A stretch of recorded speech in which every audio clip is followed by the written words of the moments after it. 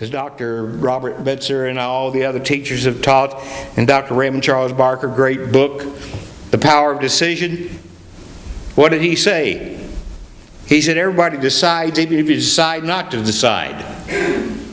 Okay. So we find ourselves doing what? We find ourselves moving forward. We find ourselves letting go and letting our divine uniqueness happen in a beautiful and loving way. I love it. I was watching, there's a new DVD out called Not the Messiah. It's the Monty Python. It's a big version. It's in England. They got 150 voices and a symphony orchestra. They're doing a takeoff on Life of Brian. How many Life of Brian fans? Okay.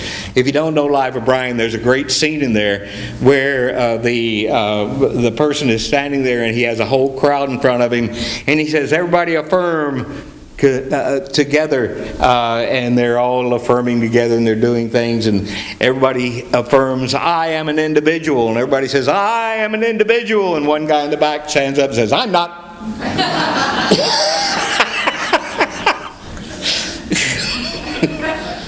Everybody affirm, "I am an individual." Now what are you going to do with that individuality? What kind of responsibility are you going to give the individuality that you are, the uniqueness that you are? You are unique as a child of the infinite. Unique.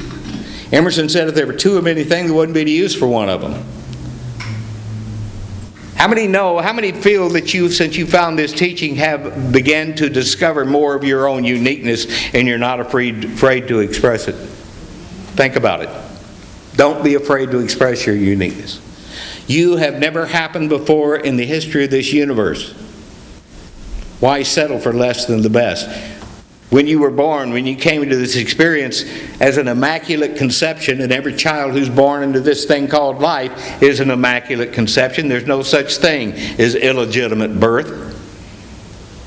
The immaculate conception that you are is ready, willing, and able to wake up to the truth of itself. It doesn't happen automatically. You know, we are told over and over again, both east and west, the idea that the universe created us out of itself. It gave us all the power it is, and then it left us alone to discover we have it. And discover what to do with it as we grow and we progress.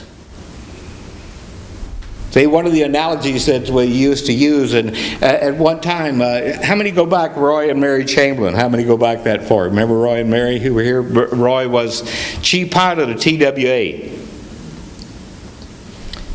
And Mary Chamberlain had Mission Delhi up here, and they moved to Monterey, and they have a home on the Big Island, and they communicate all the time. And Roy retired from as chief pilot of TWA and became chief pilot for NASA.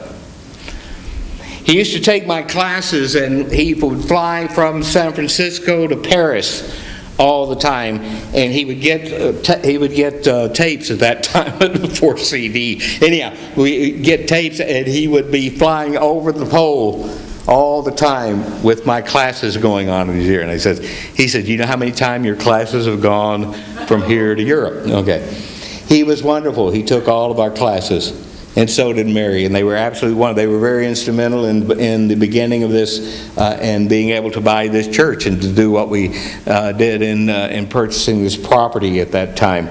And I love them both, and they have always remained there. But one of the analogies he used is the fact that he was a 747 pilot. He said, "But I didn't become a 747 pilot because I affirmed it and then got into a pilot seat and took off." Okay. He had to do what? First he had to learn how to fly a Piper Cub. And then he progressed and he progressed and he progressed. And didn't mean he couldn't do it. One of our youth group, one of the free flyers, and please stay this afternoon. This workshop today, some of you I think are confused. This is not a practitioner workshop. This is the practitioners are presenting a workshop for the congregation this afternoon. Beginning with the free flyers, our teenagers are going to be here to begin it, and it's going to be a wonderful, wonderful experience. But the idea, again, that we're talking about is don't be afraid to start to dream a big dream and then start where you are and learn how to do what? Everybody say, "All my dreams are waiting for me to come true." See, that's the triumphant mind in action. It's good enough to be true, even if the world doesn't see it all at once. We're not teaching bibbidi-bobbidi-boo. We're teaching intelligent application of self to this thing called life and the progress that makes, and being able to be responsible for each step along the line. Why? Understanding what? As you give, it returns. As you give, it returns. There's one life, it's God, it's our life, your life, my life, all life. It's the life of all the Baptists, all the Buddhists, all the Catholics, all the Jews, all the Islam.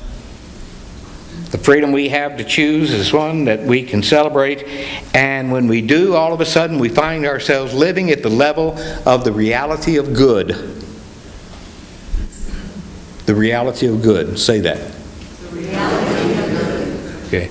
Next time you're about to be upset about something, remind yourself, I am the reality of good. And see if you change your mind about what you're about to be upset about. It is incredible to think that the universe is operating on the basis of love and joy, positive right action. It is ridiculous to think that the universe is operating at the level of weakness, misery, and want. There's nothing in this universe that wants you to experience weakness or misery or want. And when you know this and know you know it, you begin to have a new kind of experience every day. And it doesn't matter how far along you know how advanced you are in thinking and understanding the truth of yourself, principle or consciousness, there's that much more to know and embody and experience and celebrate. When we begin to do what? Integrate the truth of ourselves. When we begin to embody greater ideas and let them be our way, all of a sudden we find ourselves not only living with a consciousness of good, but we're letting the power of the universe, the power for good, as Dr. Holmes used to say, there's a power for good in this universe greater than we are, and we can use it. There's a power in this universe, power for good, greater than we are, and we can use it. It is invincible. It is right where we are. Dr. Holmes says on page 492 of the Science of Mind textbook, the Spirit of God dwells in the inner man with power and might.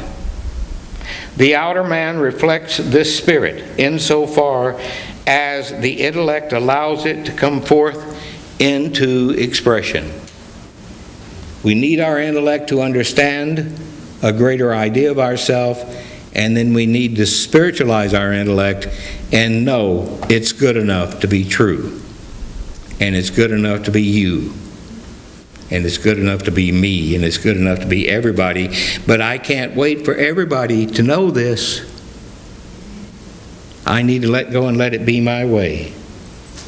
Ephesians 6:10, be strong in the Lord and in the power of His might. Lord means law. Be strong in the law and in the power of its might.